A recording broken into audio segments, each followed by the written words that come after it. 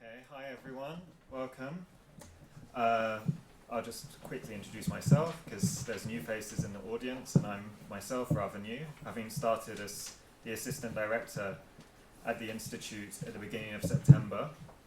This is the second lecture I've overseen the organisation of, and I'm glad to see that we're continuing in our theme of the visual with this lecture on Mevlevi manuscripts.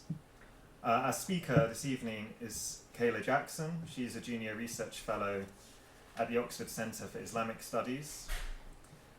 She also completed her PhD 2 years ago in Oxford and is currently working on her book, Late Medieval Rum, 1270s to 1370s, Production, Patronage and the Arts of the Book. I don't know if there's a date for that, yes? Or hopefully we'll have it in our library before long. Late next year. Okay. Our discussant is Suzan Yalman from Koç University. She received her PhD in 2011 from the Department of History of Art and Architecture at Harvard, and now is an assistant professor in the history of art. She also focuses on medieval Islamic art and architecture in Anatolia. And a recent book of hers, which I also hope we add to our collection, is the Spolia Reincarnated Afterlives of Objects, Materials and Spaces in Anatolia from Antiquity to the Ottoman Era. She will soon, I hope, finish her book on the Anatolian Seljuk Sultan Ala al-Din Kaikubad. So I will, as we have a bit of a tight schedule today, I'll invite Kayla to begin her lecture, and then we'll have a short time for the comments of our discussant and questions and answers. Thanks.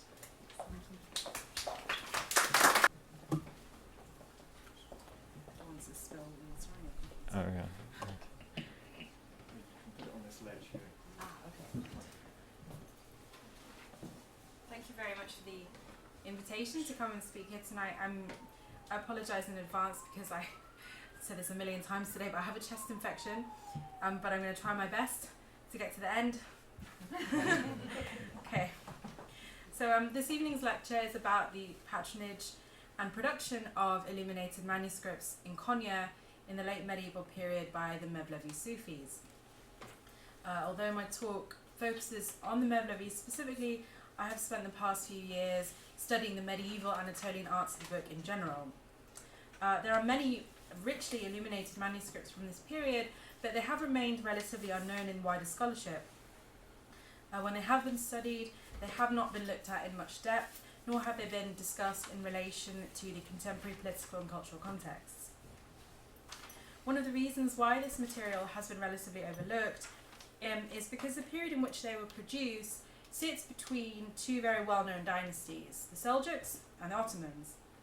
The study of Islamic art, generally speaking, is often oriented around dynastic production. These manuscripts, however, do not fit readily into the dominant chronological narrative of Islamic art history, being produced in a time of profound political instability and frequent conflict. So before I get stuck into the material, it's helpful to just discuss the historical background in a little bit more depth so you get a sense of what was going on while these manuscripts were being produced. And I apologise if this is already familiar to some of you. So Anatolia, or the lands of Rum, had largely been ruled by the Seljuks since the 11th century. And this entailed a reasonable degree of political stability. By the mid-13th century, however, the Seljuks were struggling as a result of internal rebellions and Mongol raids in the east. In 1243, the Mongols launched a full-scale attack at the Battle of Köse-Dağ. This utterly devastated the Seljuks, who from then on in were essentially puppet rulers for the Mongol overlords. The Mongol victory also began a process by which political power in Rum, formerly unified under the Seljuks for the most part, became fragmented and frequently contested between a wide range of power brokers. The Mongols, for their part, were not really that interested in governing Rum directly, preferring instead to send governors to the region who were often corrupt and extremely violent. Competing with these Mongol governors were local Seljuk viziers, such as Fakhreddin Ali, also known as Sahib Ata. Additionally, we also have several small Turkoman principalities vying for power in this period. The most famous, of course, was the Ottomans. This splintered and turbulent political scene continued from the mid-13th century right up until the end of the 14th century, when the Ottoman Sultan Bayezid I conquered much of the Anatolian plateau and absorbed it into his growing empire. In this context of political fragmentation, the importance Konya had held as a centre of political and economic activity under the Rum Seljuks was to a certain extent displaced to other towns like Sivas and Kayseri. According to surviving manuscript evidence, however, Konya clearly remained a significant hub of artistic and intellectual activity. The Mevlevis and their far-reaching networks were certainly major contributors in this respect. Rum's towns had been populated by scholars and Sufis who had migrated to the region from the late 11th century onwards. One of these individuals was the father of Jalal ad-Din Rumi, Baha'u'ddin Walad, a Hanafi scholar from Balkh in present-day Afghanistan. Father and son moved to the region in around 1212, and the young Rumi was educated in Konya, Aleppo and Damascus. When Rumi met the Kalandari Sheikh Shamsuddin Tabrizi in Konya in 1244, his faith then took on more ecstatic forms. By the time that he died in 1273, Rumi had amassed a sizable group of devotees who extended across all strata of society in Konya. According to surviving evidence, some of the wealthier of these disciples were active in the patronage of illuminated manuscripts. Moreover, the craftsmen who produced these manuscripts for Mevlevi patrons were for the most part also followers of Rumi and his son Sultan Walad, who became the Mevlevi's leader following the death of Rumi's immediate successor, Hussam ad-Din Chalabi, in 1283. So as you can see from this map with the red stars, the Mevlevis were a relatively well-established and widespread group by the mid-14th century. In the early modern Ottoman period, Mevlevis had the reputation of being associated in particular with elites, and this sounding was true to an extent in the 13th and 14th centuries as well. Rumi himself formed close relationships with most of the Seljuk ruling class, as well as with prominent Mongol officials and several Turkmen commanders. While the Mevlevi sources would of course want to associate Rumi and his followers with local power brokers to heighten his prestige, it is certainly also the case that in this period of instability and relative religious tolerance, dervishes wielded a significant degree of influence over the local population, which included Christians and newly arrived Turkmen immigrants. So Sufis living in urban centres could therefore be very effective representatives for elites seeking power and authority with the more sort of common people. Although the patronage of illuminated manuscripts was generally confined to urban locales and supported by bureaucratic or scholarly elites, restricting our view of Mevlevi activity to the urban aristocracy would be an oversimplification of the nature of the group in this period. Letters written by Rumi himself on behalf of his more needy disciples and the Mevlevi hagiographies show that Rumi's devotees were from across the socio-economic spectrum and certainly included many artisans like gold beaters, scribes, bookbinders, painters and architects. In keeping with the mixed religious landscape during this period, Rumi's devotees also included Christians or recent converts from Christianity, such as Gurji Khatun, who probably converted to Islam after her first marriage to Kaykhurzo II, but managed to maintain ties with the Christian community. Based on reports from Byzantine chroniclers, Rustam Shukurov has recently suggested that Mevlevis may even have performed religious rituals like the Sama at the imperial palace of John Kantakouzenos VI in Constantinople. Converts to Islam, in fact, played a really key role in the production of the earliest surviving illuminated Mevlevi manuscript, which is this absolutely enormous copy of the Masnavi of Jalaluddin Rumi. This manuscript was completed in Rajab 677, or the end of 1278, in Konya. It is difficult to overstate the cultural and religious importance of the Masnavi, of course, a work of narrative Persian poetry written in 6 books of rhyming couplets. Rumi probably started composing the text sometime between 1258 and 1261 in honour of his follower and successor as Mevlevi leader, Hussam ad-Din Chalabi. And he probably completed it sometime in the late 1260s or 1270s. This monumental manuscript was produced only 5 years after the death of Rumi, and it is the earliest clean copy of the text. Given its importance, it's also no exaggeration that this manuscript is an absolutely invaluable artifact of Anatolian cultural and religious history, and of course art history. Just to give you an indication of how big it is, the length is about 1/2 meter and the width is about 33 centimeters. So, as befitting its large size and cultural importance for the followers of Rumi, the Masnavi is extensively illuminated. It has a total of 34 illuminated pages. These include 6 pointed oval frontispieces, which I'll talk more about, 16 full-page illuminations, 12 framed text pages, and 6 headpieces. The execution is, on the whole, fairly high quality, a little messy in some places. We see lots of blue and gold, which is typical for this period, but also red and mint green especially not as common. Overall, we see a lot of gold, which makes for a very lavish overall appearance. So here in the middle we have the manuscript's colophon, and on either side, it's very difficult to read it, but it's an endowment note written in gold.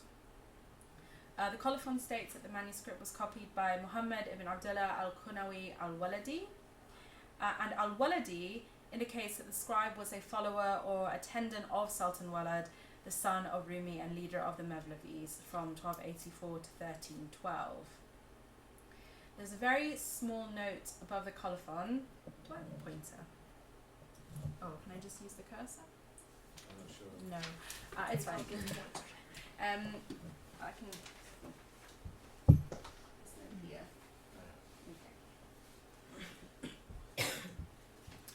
Okay.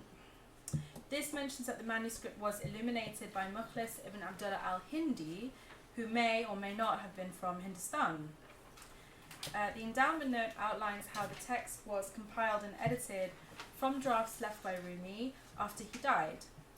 The note also states that the manuscript was commissioned for Rumi's shrine in Konya by its patron Jamal ad-Din Mubarak ibn Abdullah. The patron is described in the note as a freed slave of the Seljuk vizier Fakhreddin Ali. The manuscript is on permanent display in Rumi's shrine in Konya, also known as the Mevlevi Museum today, and displayed near the manuscript is this elaborately carved and decorated walnut bookstand. This bookstand was donated by the same patron, Jamal ad-Din Mubarak ibn Abdullah, in 1279 as a companion piece to the monumental Masnavi.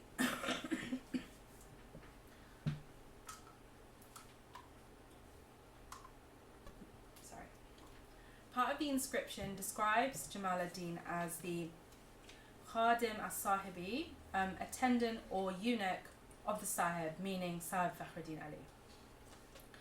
Although no books commissioned by the vizier himself appear to have survived, his freed slave clearly had the means and desire to finance a lavishly illuminated manuscript.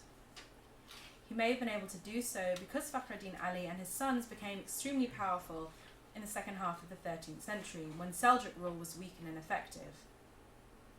Through the late 13th and early 14th centuries, the family acquired pockets of land around Afyonkarahisar and Akshahir in western Rum, and of course accrued significant... Oh, okay, thank you. No, that's the Oh, I didn't want it. It doesn't seem to work. Oh, it's turning the other way. Oh. Oh, no, there it is. I see it now. Red. Where is the red? I don't No, you did something a second ago. Now it's right. If you point here. You do. Right, but it's very small. It's okay. I don't know whether it. Okay. So it's this one.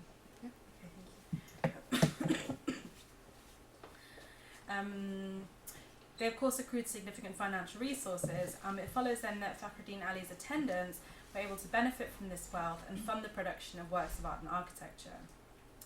The leaves of the bookstand are decorated with a gilded and lacquered image of a double-headed eagle flanked by 7 pairs of lions on a ground of curvilinear floral motifs.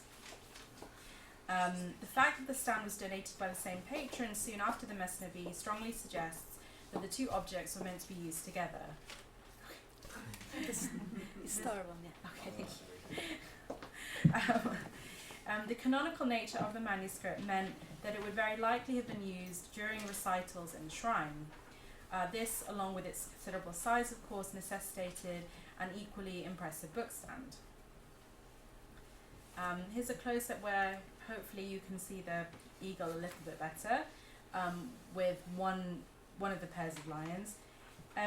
There are several carved bookstands from this period, but this is the only example with figural decoration. Lions and double-headed eagles were relatively common motifs in the art and architecture of Europe and the Islamic world, generally symbolizing political or regal authority. Scott Redford has suggested that there's a pair of lions who've got their paws raised, which could signify a show of deference to the central eagle, who possibly represents Rumi himself. The eagle and lion are not unusual in and of themselves, but the combination of the two animals together is a little less common, but here's some other examples where I found them together. You can see them on the right, just about on these 13th century textiles, and on this gilded bronze lamp. This lamp is actually currently in Rumi's shrine. It is signed by Hassan ibn Ali al-Mawlawi, the Mevlevi, and was probably produced sometime in the 14th century. The text block of the Masnavi is arranged into 4 columns. The earliest known example of this text block style dates to a 1217 copy of the Shahnameh, which is also the earliest dated copy of this important text. Due to the presence of Turkish glosses in the Shahnameh, others have suggested that it might have been produced in Konya, but I personally couldn't say either way. Elaine Wright, who's worked a lot on Shirazi manuscripts, has stated that the 4-column text block type did not become widespread in Islamic manuscripts until at least the mid-14th century, a development that coincided with the increased production of romantic epics like the Khamsa of Nizami. However, the Shahnameh, the Mesnavi, and other manuscripts that I'll mention later in the lecture all use this text block format. Indeed, the 4-column text block appears particularly in copies of Mevlevi texts like the Mesnavi and the Mesnavi Validi. So it is possible that before it increased in popularity in Persian manuscripts, it was already being favoured for Mevlevi manuscripts produced in Konya. If the Shahnameh was indeed produced in Konya, it could be there actually that the 4-column text block was first popularised.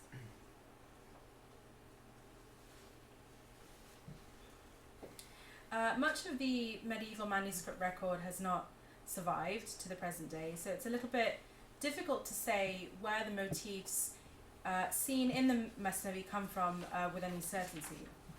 However, as you can see here, elements of the illumination do appear in similar forms in medieval Qurans produced in Greater Persia and Central Asia, sort of talking 11th, 12th, 13th century.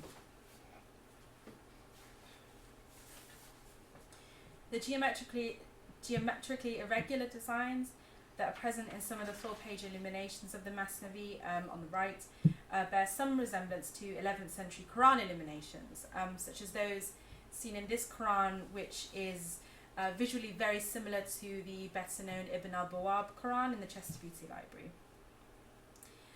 These sorts of relationships suggest that some patterns and motifs may have travelled from east to west during the initial Seljuk settlement of Rum in the late 11th century, or perhaps in the early 13th century when many were fleeing the Mongol invasions. But unfortunately, it's really difficult to be more precise than that at this stage. One element of unclear origin is the pointed oval frontispiece. This style of frontispiece is very prominent in the decoration of the 1278 Mesnevi, preceding each of the Mesnevi's 6 chapters. Beyond the Mesnevi, pointed oval frontispieces appear in numerous contemporary manuscripts from Konya. The Mesnevi, which is on the top right here, the Mesnevi is on the top right here. In all cases, the oval is relatively large to the size of the folio. It is freestanding, meaning it's not framed, and it has these kind of rounded proportions rather than the elongated or ogee-shaped type of ovals that you see here on the bottom left.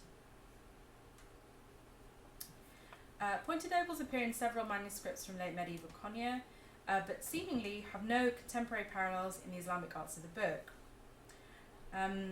Earlier I mentioned that several aspects of late 13th century manuscripts from Konya may have originated in the medieval Eastern Islamic world. This may also be the case for the pointed oval frontispiece.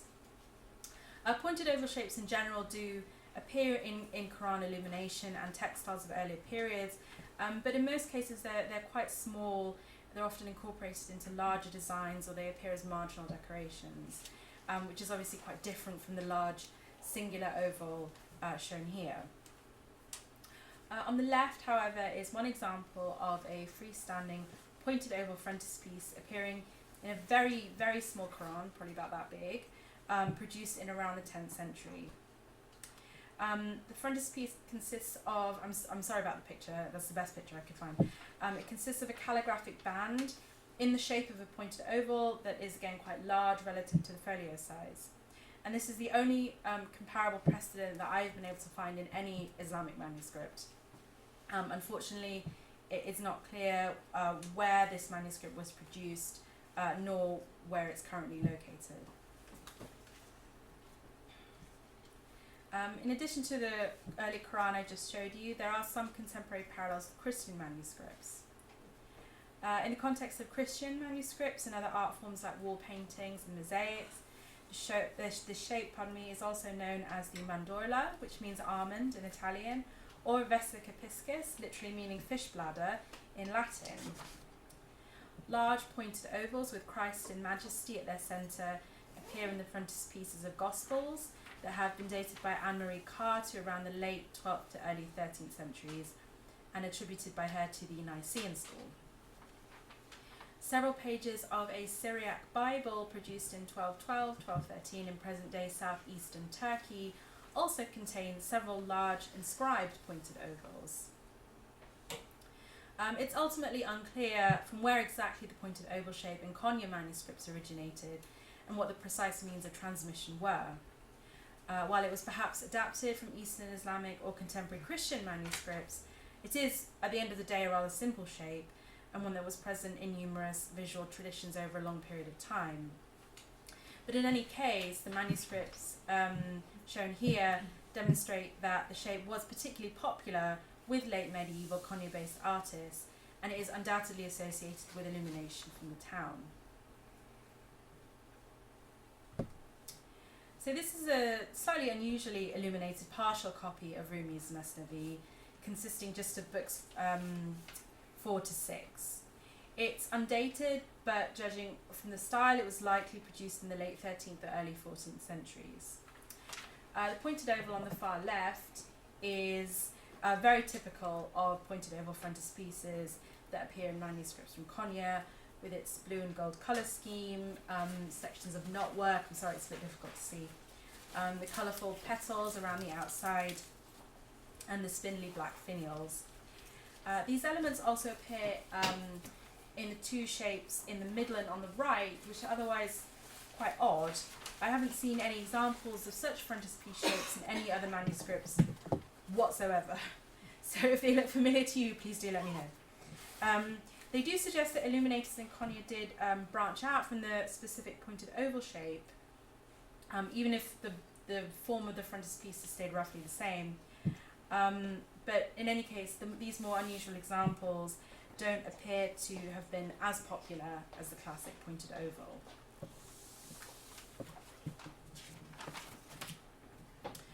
So after the 1278 Masnavi, we have quite a big gap until the next surviving dated Mevlevi manuscript. Produced in 1314, 36 years after the monumental Masnavi, is this copy of the Intihanama, or the Book of the End, by Sultan Walad, the son of Rumi. This manuscript is actually the earliest copy of the text, illuminated or otherwise. It's a summary of Sultan Walad's two previous poetic works, the Ibtidanama, the Book of the Beginning, and the Rababnama, the Book of the Rabab, which is a lute-like instrument. All three were written over the course of the late 13th and early 14th centuries, and mainly discuss the lives of Rumi and some early Mevlevis, as well as explaining some of the concepts introduced in the Masnavi. The manuscript was copied by Uthman ibn Abdullah, who describes himself as a freed slave of Sultan Walad. Again, we have another convert to Islam, possibly a former Greek Christian, participating in the production of an illuminated manuscript. The decoration of this manuscript is relatively conservative and consists mainly of this single frontispiece and 4 text pages framed by thick gold strapwork. This manuscript was copied by the same scribe, Uthman ibn Abdullah, 9 years later in 1323. It is another copy of the Masnavi.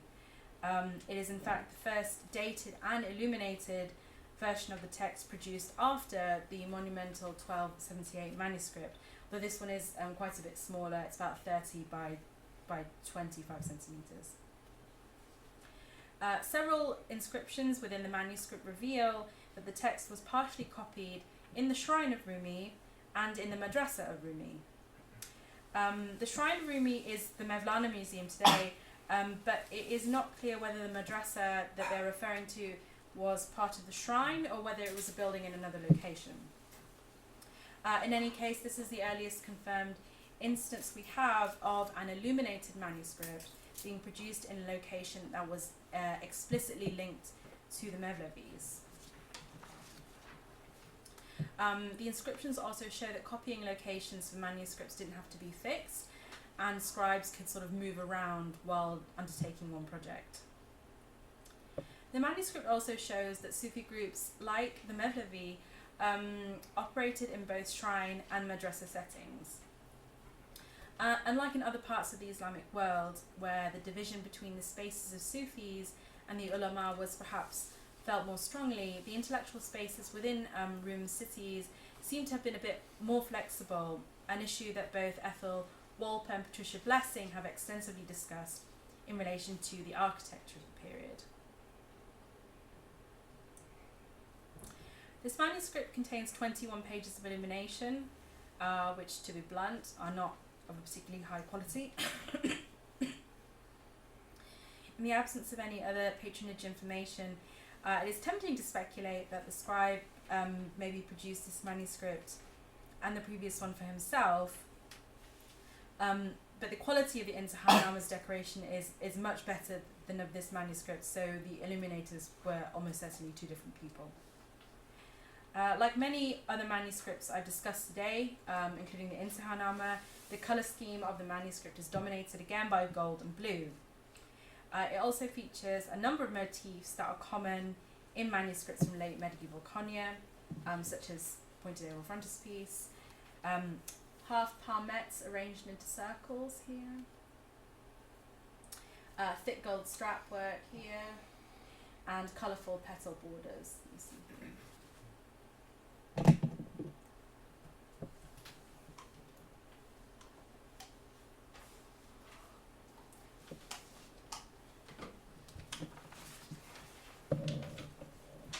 So this manuscript is another monumental manuscript. It is a copy of the Masnavi of Sultan Walad, or the Masnavi Waladi. Sultan Walad's Masnavi consists of the Ibtidanama, the Rababnama, and the Intihanama all together. This copy was endowed to the shrine sometime before 1332, very shortly before 1332. Its completion is actually undated, but was very likely produced shortly before it was endowed. It was copied by Ahmed ibn Muhammad al-Khatib, the scribe, who was also known as Ibn al-Nasaj, the al-Malawi, or the son of the Mevlevi weaver. It was endowed by one Uthman ibn Abi Bakr al-Waladi, again a follower of Sultan Walad, whose identity otherwise remains a complete mystery. Given that the calligrapher of this manuscript described himself as al-Khatib, or the scribe, it is not that surprising that the Nes script is relatively neat and consistent. This neatness aside, it broadly adheres to the general style of Nes that was used to copy the 1278 Mesnevi and the somewhat messier 1323 Mesnevi. As you might be able to see, that the rhythm of the script is similar and the letter forms are also comparable. These features include very deep swooping noon vowels and very short straight serifless alepphs. The repetition of these characteristics could possibly suggest an attempt to adhere to a kind of an ideal local style, even if that style was not particularly sophisticated compared to some of the outstanding calligraphy that we see in Ilkhanid or Mamluk Qurans, for example. The copy of the Masnavi of Sultan Walad was by far the most elaborate and ambitious manuscript to have been produced by the Mevlevis since the 1278 Masnavi. It contains 19 pages of illumination, including 3 pointed oval frontispieces, 6 full-page illuminations, and 10 framed text pages. Unlike most of the other manuscripts I've discussed today, the most common colours used, aside from gold, are light purple, which you can just about see here in the ground of this panel, and an orangey bronze, which is a bit more difficult to see, but it's in the ground of this outer border. Other colours like blue, red, green and white are used as well, but rather than blue and gold, it's purple, bronze and gold that are dominant, giving overall a much softer visual effect. This colour scheme is otherwise quite unusual for the period, with purple being particularly uncommon in Islamic art, Islamic illumination generally.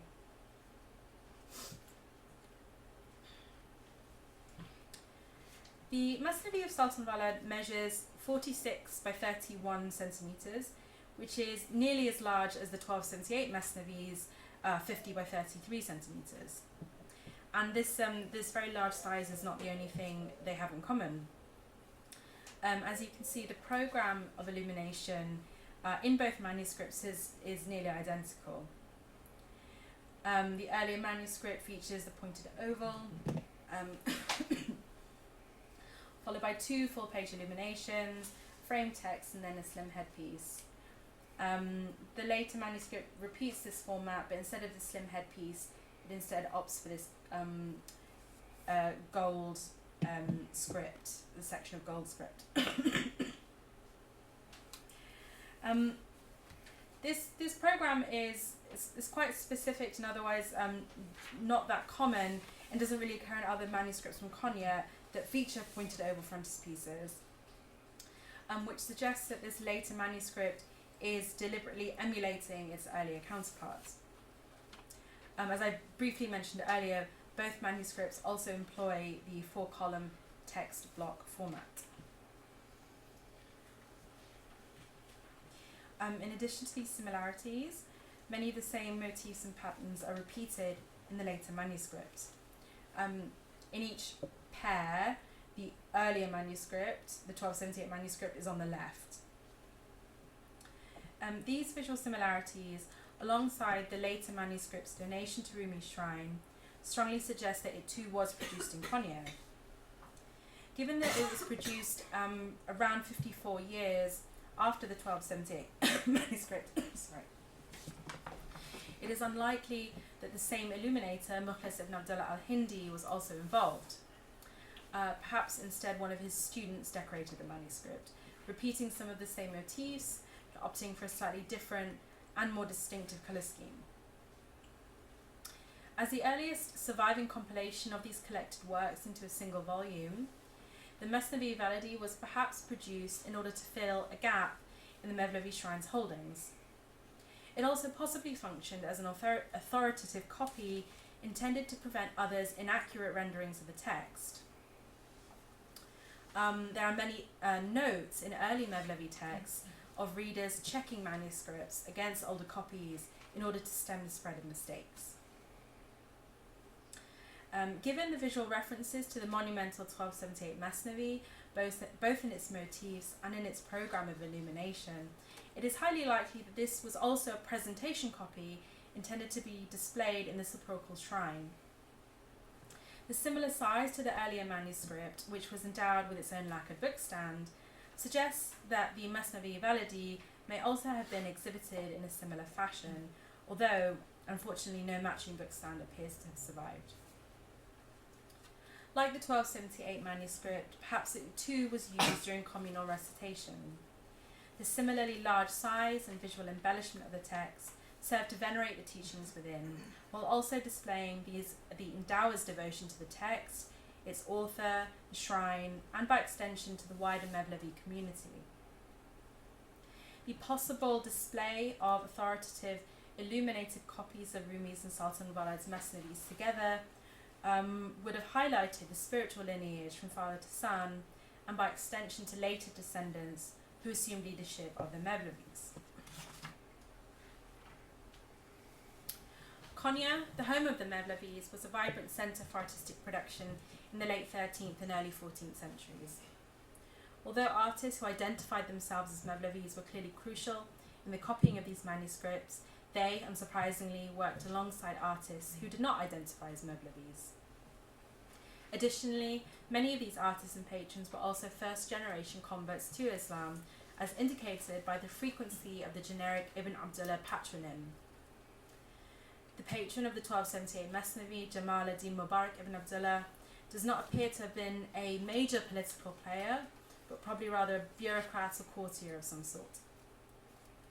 Nevertheless, his association with the powerful Seljuk vizier Fakhreddin Ali and his devotion to the Mevlevis appear to have facilitated his access to Konya's artistic community and funded the production of the Mesnevi. The Mevlevis' connection to the arts has been noted in scholarship, as has their supposed aristocratic associations. Literary activities indeed appear to have been crucial to the group, as shown by several poetical and hagiographical texts written by Rumi and his followers.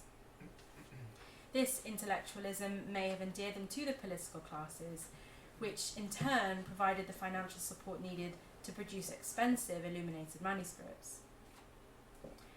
As I said before, it would be an oversimplification, however, to limit Mevlevi operations to the upper classes.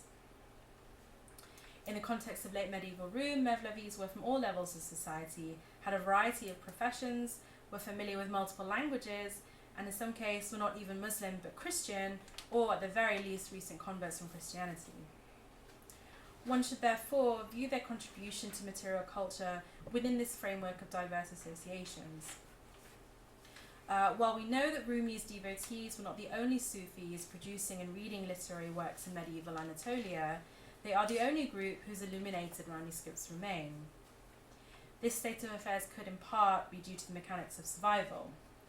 The Mevlevi shrine's holdings have remained relatively intact since the late medieval period, and it may be that illuminated manuscripts produced by other Sufi groups have simply not survived.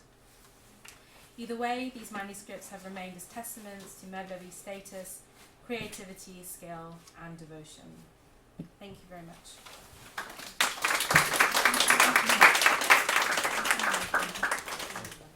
Okay, thanks so much. We'll now have a brief session for discussion and questions. So if you both like to take a seat, I'll bring that over, don't worry. And I don't know if it might be useful to have this still on during your in case you want to yeah, refer. if But someone wants to refer, yes. if it's blinding you, let me know when you sit down. Just about.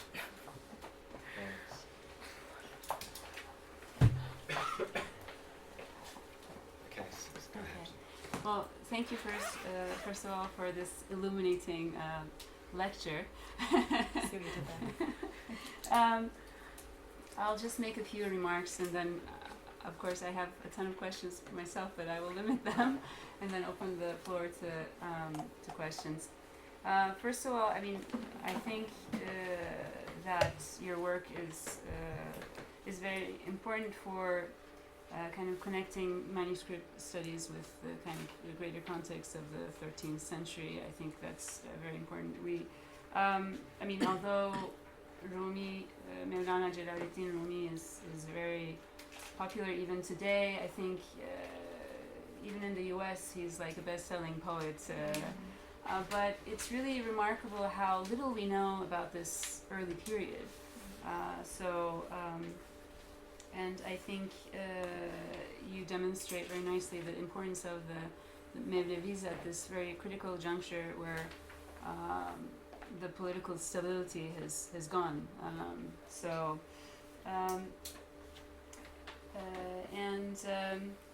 I also think that the context of the early manuscript, the 1278 manuscript, and the book stand is very interesting to see together. I guess one question I had, because I had worked on this very short little piece on the tomb of Mevlana, you know, that was built after his death, and the patronage patterns there, at that time, because Parvane and Gürcü Hatun are involved, and I'm just wondering what kind of context, you know, the manuscript is being produced in. I mean, just the kind of the greater immediate context. How, I mean, was there any kind of dialogue between the building as it was being built and the manuscript as it was being created? I mean, just these kinds of questions. I also found the comparison with the Florence Shahnameh very interesting. It's very kind of provocative, and it's also quite surprising how little we know about this manuscript. I think even though the Shahnameh is so important for obviously for the Persian tradition, but also in the Ottoman context.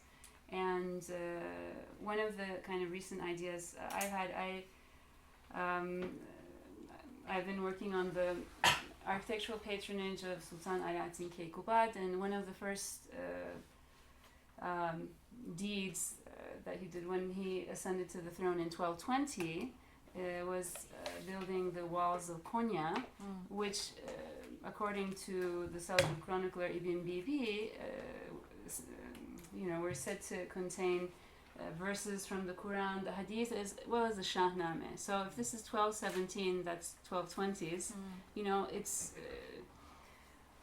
possible. Yeah. I mean, I think we need more work on that. But I think the 4-column format that you're looking at is very interesting, and just I guess maybe my final comments and question are related to the pointed ovals. I think your comparanda is very interesting. I mean, on the one hand, you have the Laskarids, the Nicene Empire, and also the Syriac tradition. I mean, these are contemporary traditions in Anatolia, and it's very compelling. One wants to kind of know more about it.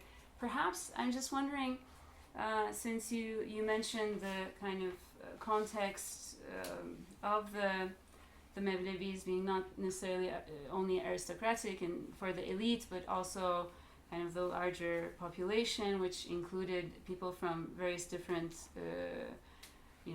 backgrounds. I mean, we have to remember that the demographics of Anatolia at the time, I mean, there were still lots of Christians, and so all these signatures that you have with Ibn Abdullah point to non-Muslim origins for the artists. Yeah. And can we put these two together? I mean, It's very tempting. it's Yeah, it is. Yeah, for sure. I mean, the means of transmission is something I've thought about a lot, and it's really difficult because we just have no evidence, other than the material that remains. I'd really be going out on a limb to say like, well, these people must have been Byzantine artists or something, but you have the contextual evidence for it.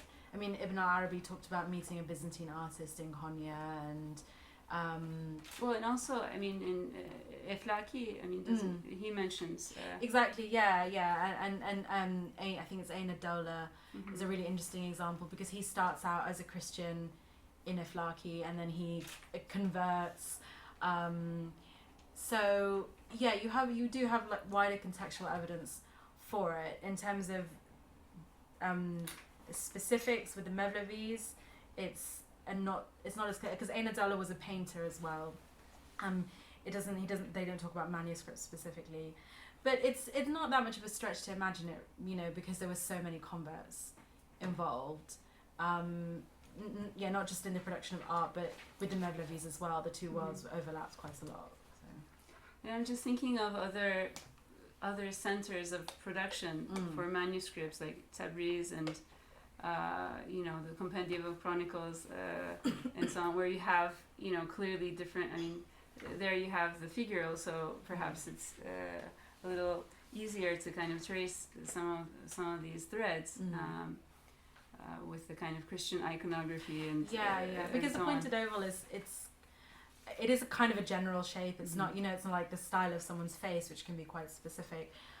So it's just presenting it as a possibility, and because I found that very small Quran, which does have a pointed oval in it, it's kind of like, well, I don't know. It complicates things.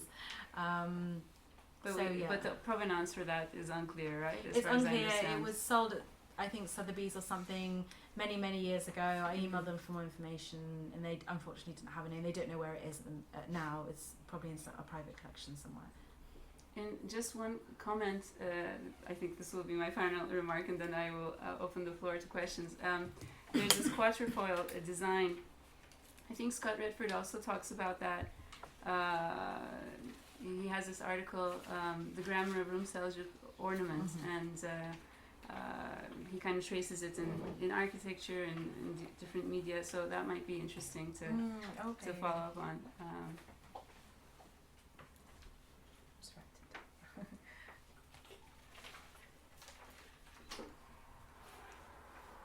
I mean, I could go on, but I don't want to take over. But thank you. It was really interesting.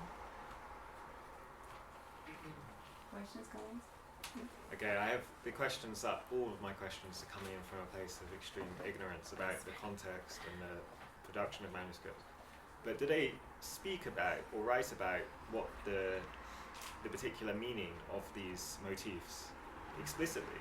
Because, for example, this oval, to me it looks like an eye, and maybe they talk about eyes as a symbol as something in the poetry. Is it not possible to draw connections between these shapes and what they write about? In the Islamic context, no.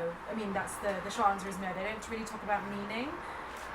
It's a very tricky avenue to go down in Islamic art generally, and when you talk about meaning, because there's really very little documentary evidence for things like that. I would say in a Christian tradition, the mandola, the Vesica Piscis, it has general associations of sort of birth and fertility. I don't want to get too graphic about it. We understand you. Yeah, but those are the associations in Christian art, which is surprising for that to then be adopted in the Islamic context with those associations. But yeah, in terms of meaning, we don't have anything concrete in that sense.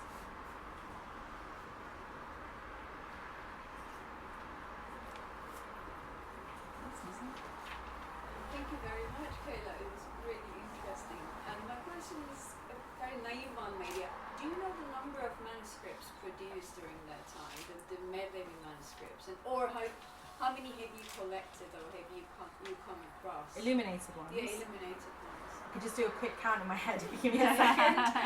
Well, how many did I present there? 1, 2, 3, 4, 5, 6, 7, 8, 9. So there'd probably be around 10 that I'd be very confident about, and then maybe another 3 to 5 which need a bit more work. Don't quote me on that. But yeah, it's not huge numbers. Yes. Yeah, less than 20. And my second question would be, do we know who would see those manuscripts? Like, you know. That's a really good question. Yeah. Do you have any evidence or any hypotheses? Well, it depends on the manuscripts. I think with the monumental ones, it's difficult because again, there's no specific evidence for it. It's just my speculation. But with the book stand and the fact that the recitation of the Masnavi would have been so important, and we don't actually know that much about the early days of the summer, but presumably it would have been important in that ritual. So possibly, you know, the Masnavi Khans, the Masnavi readers would have been handling the manuscripts, and certain devotees would have been able to see the manuscript. Certainly other artists must have been able to see it because the motifs, you know, were disseminated to later manuscripts. With the smaller ones, it's difficult to say whether they were just personal treasured possessions or whether they were just smaller endowments to the shrine. Yeah, it's unclear really for a lot of them. But they always remained there in Konya, right? Like when the Ottomans came, they didn't move it to top of the... Yeah, the Mevlevi Museum is quite unprecedented really, I think, to have that archive intact from the medieval period. I mean, it's possible one or two things, you know, slipped out, but it was never raided or disbanded like so many other Islamic libraries. So it's a really fantastic resource, yeah. Thank you very much. If I'm not wrong, you remarked that many of the manuscript artists in Konya in the 13th century or 14th century. 14th century. 14th century were former converts. I'm wondering if there's any sort of dialogue between their manuscript work and previous artistic traditions maybe they were associated with. Oh, you mean sort of from the religions that they converted? Yeah. You mean? It's not clear really. I mean, I've looked at contemporary Byzantine and Coptic and Syriac manuscripts, and Armenian manuscripts as well. I mean, this is something in general that needs a lot more work. The kind of interplay between Christian and Islamic manuscripts in this period. I didn't find a huge amount that was particularly compelling. Nothing that was, you know, like a smoking gun that said, oh, you know, these people were probably Armenians or something. You see little bits of overlap here and there. I mean, I think you probably see a bit more in architecture. I'm not sure. Architecture's not my field, but. I mean, there is a kind of competitive discourse with the Lascars and Nicaea and so on. So it would be interesting to see if you know how it might play out in the manuscript tradition. If at all. Yeah. I mean, the pointed ovals that I showed you were kind of the extent of interesting comparisons that I came across. That's not to say that, you know, people in the future won't find more. I just didn't really come across much in that sense. The book stand though was much more, I mean, something you could, if I saw this image and was told that it was from a Byzantine source, I wouldn't have raised any question from my untrained eye. Yeah, the double-headed eagle, like I said, it is quite common. I mean, I think there's a double-headed eagle on the flag of Albania or something, isn't there? Yes. Something like Now that. it's everywhere, you know. Albania, Yeah. Germany.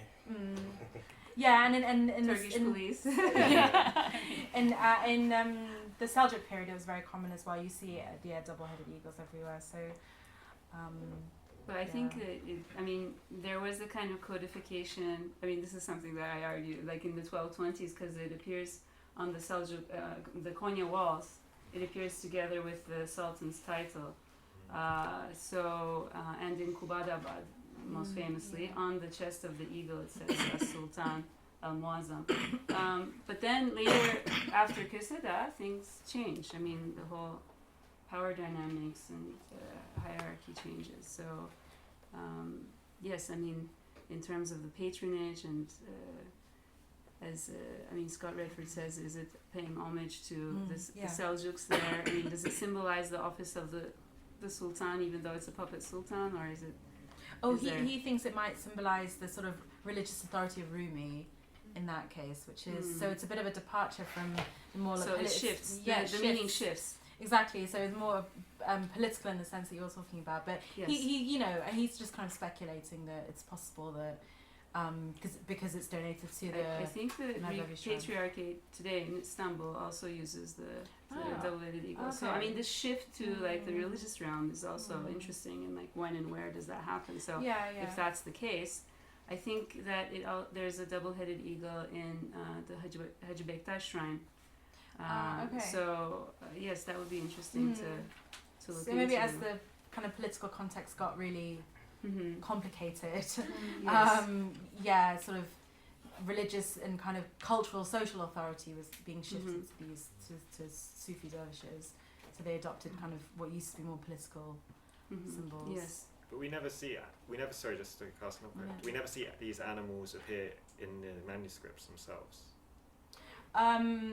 No, it happens to be the period I'm looking at. Illustrated manuscripts, they're very, very minimal. I think there's 3 or 4 or something like that, and none of them have any significant Mevlevi associations. Okay. And no, I don't think I've seen a double-headed eagle in any of them. No, that's interesting to me how different the iconography is between the stand and the book. Anyway. You told us the location of the manuscript is generally in Konya. Am I right? Yeah. Is there any manuscript in other locations? Where? There's one from Sivas. Yes. It's very small, not a huge amount of illumination. There's one of the illustrated manuscripts was produced partially in Ankara and Kayseri, Okay. I think. Generally in Central Anatolia. Well, I didn't have time to talk about them today because my talk would have been like an extra half an hour. But there's a group of Mevlevi manuscripts, and it's not clear where they were produced, but it's the same person who all 3 manuscripts were produced for. He was based in Erzincan, so they were probably produced in Erzincan. They're all from kind of the later 14th century. It's strange actually. After the mid 14th century, we don't have any securely identified manuscripts from Konya anymore. Yeah, but not in Western Anatolia. Actually, no, there are a couple as well. Sorry, it's reminding me now. So we have 2 small manuscripts from Istanos. Where? Korkuteli. It's known as Korkuteli today. It's near Antalya. Oh yes. North of Antalya. Yeah. 2 very But this modest manuscripts. Korkuteli manuscript were written in this area, do you know, or they bought this manuscript in the later periods?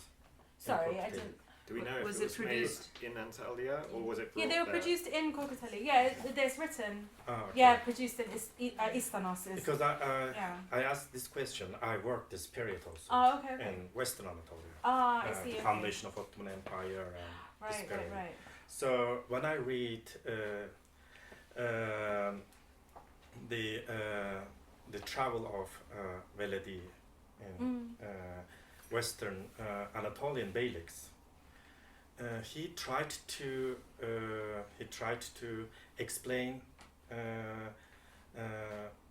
himself and explain the Mevlevis, but Mevlevis were not very popular in this region. Okay. Yeah. And he didn't visit Bursa also. Right. And I asked myself why he didn't come to Bursa. The Ottomans conquered this area. the Ottomans expanded the Karasees, and we are seeing a new expansion beylik there, but the Mevlevis didn't come to Ottomans in this early period. Yeah. So these manuscripts, all of these things, I think were a little bit out of the Western Anatolian mentality, or Western Anatolian Turkic or Turkmen. Well, we do have some sort of Turkmen manuscripts, if you want to call them that. The talk I gave earlier today was about Karamanid manuscripts. But this Turkmen manuscripts written by Mevlevis? No. No. Okay. No. I mean, they were produced. I think they were all produced in Konya, to be fair, so not in Western Anatolia. Yeah. But I think with Konya, you know, it was I think it was long established as a centre for manuscript production. It had the infrastructure, it had all the people, it had the networks. So I think it can be difficult to set these sorts of things up in other cities. So that's why, I mean, 80% of it is in Konya, and then when you see it in other places, it's quite small. Maybe there is not any related artistically with this Mevlevi manuscript. Am I right in this Turkmen manuscript? Am I right? Do you have any artistic? No, there is. There are some artistic similarities, and I think that comes from the fact that they were all produced in Konya. You know, artists sort of talking to each other and looking at each other's work, and I don't think it was a case of the Mevlevis on one side and then the sort of Turkmen artists on the other side. I think people were, you know, mixing and, you know, having dialogue and exchanging ideas. No, I don't think so. They hate each other, I think. We know from well, that's not what this Mevlevi sources But say. even when people hate each other, they can use the same language. So, and they can use the same visual language too. So that, like, people understand, you know, what they're saying. So, I mean, it can really depend on the context. I mean, I'm thinking of the walls, but... or Hitler and Stalin.